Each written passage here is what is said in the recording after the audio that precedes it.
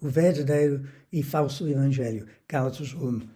Paulo fundou as igrejas na região da Galácia, na Turquia. Ele escreve agora porque os crentes lá abandonaram o evangelho puro por causa dos judaizantes, falsos apóstolos que argumentavam a necessidade de cumprir as leis do judaísmo, a circuncisão e outras coisas. Vou ler versículo 1 e 2. Paulo, apóstolo enviado, não de parte dos homens, nem por meio de pessoa alguma, mas por Jesus Cristo e por Deus Pai, que ressuscitou dos mortos. E todos os irmãos que estão comigo, as igrejas de Galácia. Paulo tinha autoridade como apóstolo para mandar e corrigir em Gálatas os irmãos lá, porque ele fundou a igreja. Versículo 3 e 4. A vocês, graça e paz de parte de Deus, nosso Pai, e do Senhor Jesus Cristo. Este é o fundamental e a essência da nossa mensagem, que graça vem de Deus e Ele quer nos dar paz com Deus, que se entregou a si mesmo por nossos pecados, a fim de nos resgatar desta presente era perversa, segundo a vontade do nosso Deus e Pai. Agora, Paulo começa com o verdadeiro evangelho. O objetivo da morte de Jesus na cruz é a nossa libertação do mal, de Satanás, do pecado, do inferno. A pregação da cruz é central. Não podemos desviar da centralidade da cruz em nossa exposição do Evangelho. E os crentes em Gálatas fugiram do puro Evangelho. Nesta frase aqui, Paulo diz: Jesus tomou o nosso castigo, a nossa pena, para nos libertar através disto do julgamento, etc. Então, o tema de Gálatas é libertação, verdadeira libertação. E qual é a definição do Evangelho? O livro de Romanos é mais longo, mas também fala do Evangelho. Versículos 6 e 7. Admiro-me do que vocês estejam abandonando tão rapidamente aquela que os chamou pela graça de Cristo para seguirem outro evangelho. Aqui ele destaca abandona, desviando de graça, o dom desmerecido, para seguir outro evangelho. O que, versículo 7, na realidade não é o evangelho. O que ocorre é que algumas pessoas estão perturbando, querendo perverter o Evangelho de Cristo. Então ele fala de um falso Evangelho e temos de perguntar e abordar o assunto: qual é o verdadeiro Evangelho, que eu já mencionei, e Paulo vai desenvolvendo no livro de Gálatas, e o falso. Quais são os evangelhos falsos, as pregações falsas? No genuíno evangelho somos perdoados sem necessidade de fazer obras para estar em condições com Deus. Justificado, declarado justo, perdoado, libertado de culpa, em paz com Deus, abençoado. É só pela graça de Deus. É uma dádiva de Deus, baseado em fé em Cristo. Simplesmente. E arrependimento é necessidade também. A essência do Evangelho é confiar em Cristo e não em nossos próprios esforços, ou personalidade, ou inteligência, ou confiar em nosso desempenho para ser aceito por Deus. Olha para Atos 2:38 e nós vamos ver, através da pregação de Pedro, aqui neste versículo, eu vou começar em versículo 37, Atos 2, 37. Quando ouviram isso, a pregação de Pedro sobre Jesus e a crucificação, ficaram aflitos em seu coração. Perguntaram a Pedro aos outros apóstolos: irmãos, que faremos? Pedro respondeu: arrependam-se e cada um de vocês seja batizado em nome de Jesus Cristo para perdão dos seus pecados e receberão o dom do Espírito Santo. Arrependimento não é uma obra, é a necessidade de obedecer a Deus para abandonar os seus pecados e para receber batismo nas águas e receber o Espírito Santo.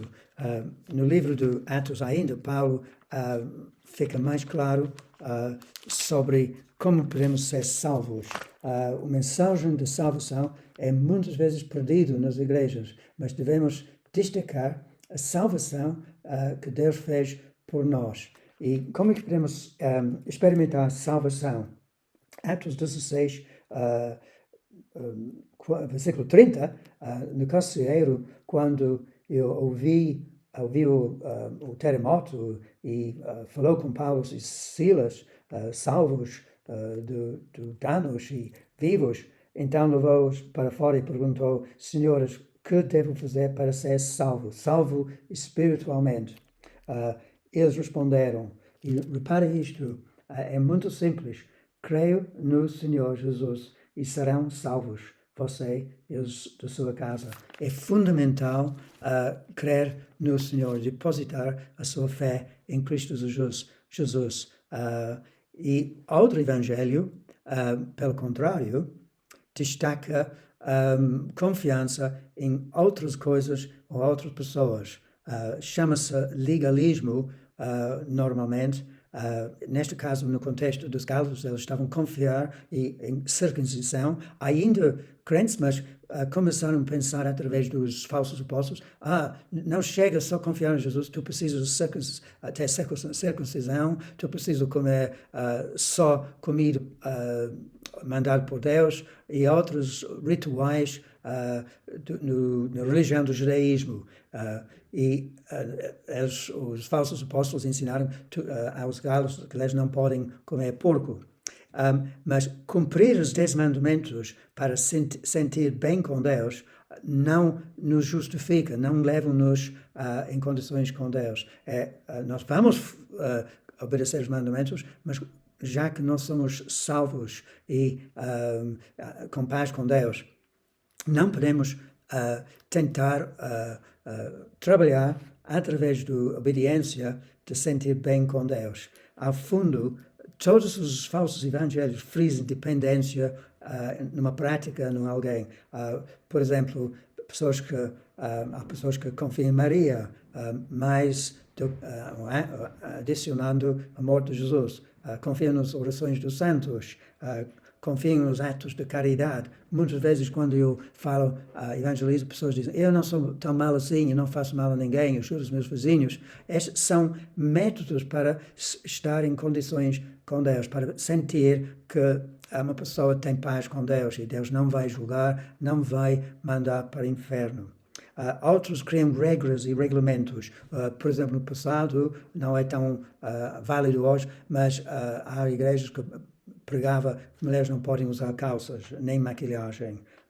Há pessoas que dependem totalmente em sentimentos. Deus é um Deus de emoção e precisamos de emoções, mas não podemos depender das nossas emoções. Temos de andar pela fé. Existem igrejas cheias de obrigações. Por exemplo, ouve-se uma mensagem de que tu tens de dar um dízimo para semear no ministério do pastor, para receber bênção. Isto é uma mentira. Outra mentira, tu tens de orar 1 hora no mínimo para ser abençoado. Ora, Deus quer que nós oremos sempre e não podemos criar uma regra, 1 hora por dia ou 10 horas por dia. Quando nós conhecemos Cristo, queremos orar 1 hora ou 3 minutos, 5 minutos, não importa. O importante é o nosso relacionamento com Cristo.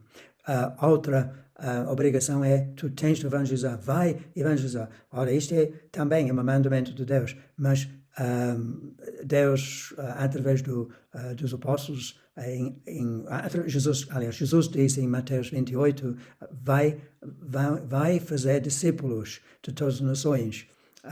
Mas é melhor obedecer a este mandamento com o amor do seu coração e não através da obrigação e uma lei.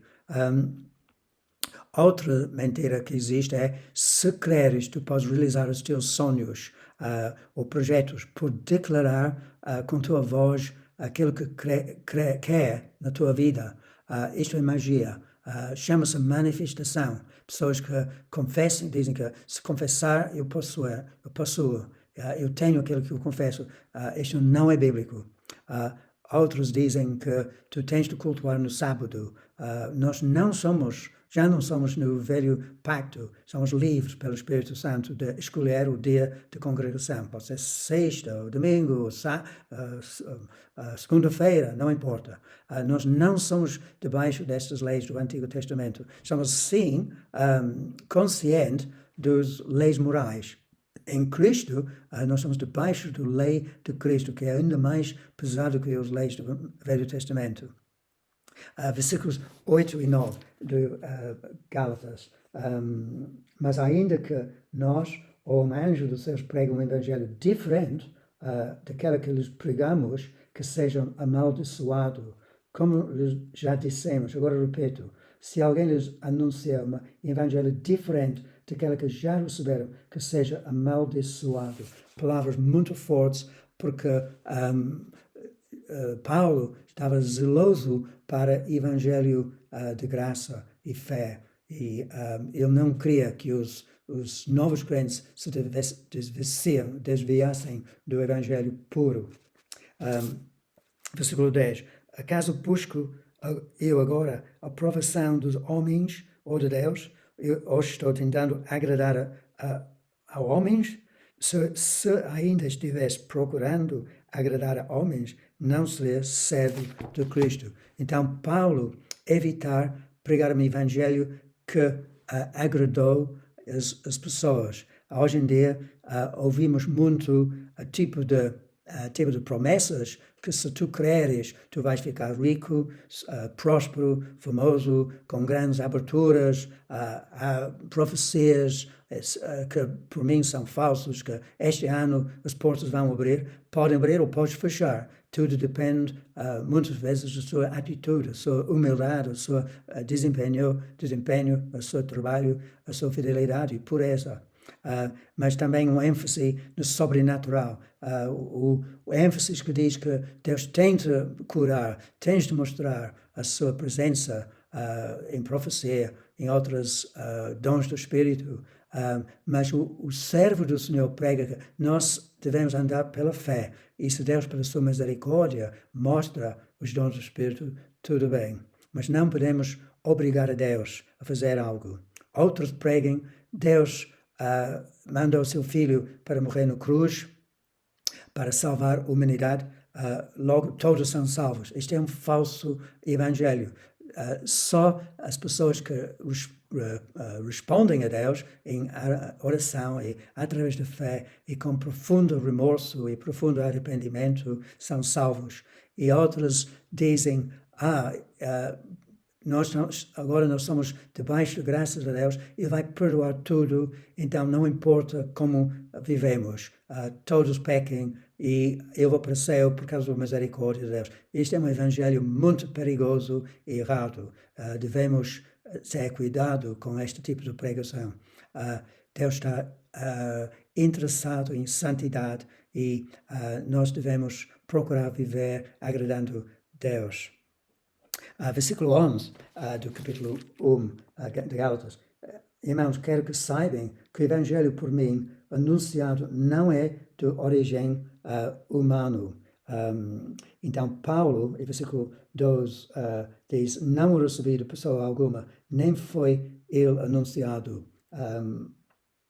Ao contrário, eu recebi de Jesus Cristo por revelação. Em versículos 17 e 18, vamos saltar um pouco, tampouco subi a Jerusalém para ver os que já eram apóstolos antes de mim, mas de imediato parti para a Arábia. Isto é interessante. E voltei outra vez a Damasco. Depois de 3 anos, subi a Jerusalém para conhecer Pedro pessoalmente e estive com ele 15 dias. É muito provável que Paulo, depois do encontro com Deus no estrado de Damasco e esta revelação do Filho de Deus, que Jesus era Messias, Jesus era o Filho de Deus, Paulo precisava 3 anos de solidão no deserto, em Arábia, com a sua Bíblia no Velho Testamento e com oração, para realmente entender o Evangelho genuíno. Porque Deus chamou Paulo para ser ministro, evangelista, missionário, desde o início. Então ele precisava uma formação através do Espírito Santo. através de leitura e meditação no Velho Testamento. Com certeza eu li as profecias sobre Jesus em Isaías, tantas profecias nos Salmos também sobre Jesus. E ele chegou à conclusão que o Evangelho, as boas notícias, é que Jesus morreu na cruz e nós devemos receber pela graça e não construir outra vez as regras do Velho Testamento, não voltar para o judaísmo, não criar muitas regras e ritos, observar ritos para ficar perdoado, aceito por Deus. Versículo 3 e 14, vocês ouviram qual foi o meu procedimento no judaísmo, como perseguiu com violência a igreja de Deus, procurando destruí-la. Paulo era zeloso, fariseu de fariseus, e para seu zelo ele não encontrou paz com Deus. E ele estava consciente que, embora que ele observou toda a lei no interior, no íntimo, ele estava obcecado por cobiça e nada podia tirar esta cobiça. E quando ele encontrou Jesus e creu no Evangelho, tudo foi resolvido. Ele foi transformado por Deus. Versículo 14. No judaísmo, eu superava a maioria dos judeus da minha idade. Era extremamente zeloso das tradições dos meus antepassados. Este é um perigo muito grande para confiar nas tradições de uma religião, sem confiar plenamente e totalmente em Jesus. Nós somos chamados para zelosos em coisas boas, mas não zelosos em regras e judaísmo e outras leis que não nos leva ao amor e perdão e misericórdia. Versículo 15 e 16. Mas Deus me separou desde o ventre materno e me chamou por sua graça, quando lhe agradou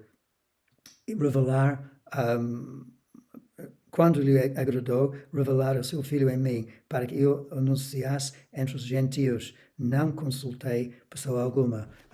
Olha para Atos 22 e nós podemos ver o testemunho de Paulo e este é um padrão para nós, não no sentido de ver um luz e cair no cavalo, mas no sentido da necessidade de ter um encontro com Jesus, uma transformação, uma certeza de salvação, ou libertação do passado, da culpa, e libertação do vício, do pecado, do egoísmo. E Atos 22, 3 a 9. Aqui Paulo diz: sou judeu, nascido em Tarso de Cilícia, mas criado nesta cidade. Foi instruído rigorosamente por Gamaliel na lei dos nossos antepassados, sendo tão zeloso por Deus quanto qualquer de vocês hoje. Zelo por si próprio, tentar ajudar outros, ou fazer o melhor possível, e sem este encontro com Deus, não é o caminho de Deus. Não foi para ele. Versículo 4, perseguiu os seguidores deste caminho até a morte, prendendo tanto homens como mulheres e lançando-os na prisão, como podem testemunhar o sumo sacerdote e todo o sinédrio. Deles cheguei a obter cartas para seus irmãos em Damasco.